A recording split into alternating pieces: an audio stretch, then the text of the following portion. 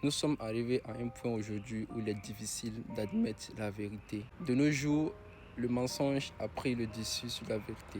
Lorsque tu essaies de dire quelque chose qui est vrai, quelque chose qui est naturel, dont on ne peut pas changer, on te traite soit d'arrogant, soit d'une personne qui te sent supérieure aux autres. Pourquoi je dis cela?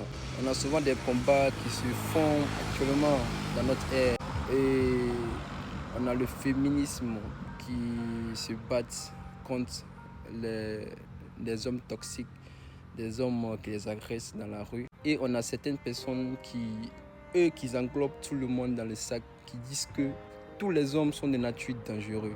C'est comme je me dis souvent, moi lorsque je me réveille et que je sors de ma maison, moi dans ma tête, je pars travailler, je pars à l'école ou je pars chercher un boulot.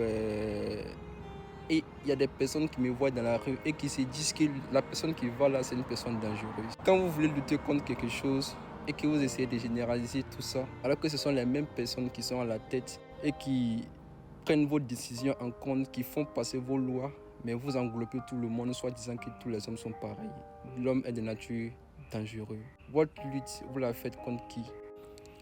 Et c'est pourquoi je dis que le féminisme, on a tous droit aux mêmes égalités, mais il y a au moins quelque chose qui est naturel, qui ne peut pas changer entre nous, les hommes et les femmes. Ça, c'est naturel et personne ne peut le changer. Mais l'égalité au plan social, là, on l'accepte et les gens devraient l'accepter.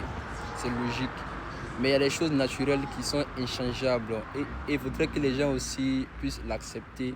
Mais c'est difficile pour certaines personnes de l'accepter parce que non, eux pour eux, ça aussi c'est une oppression alors que personne ne l'a décidé, on est né naturellement comme ça. C'est pourquoi j'ai dit le féminisme d'aujourd'hui et le féminisme des années 80 et 90, c'est totalement différent.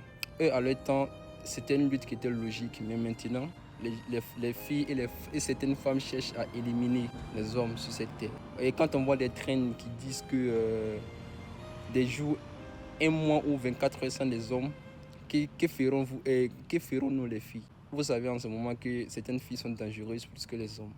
Qu'est-ce que vous en pensez?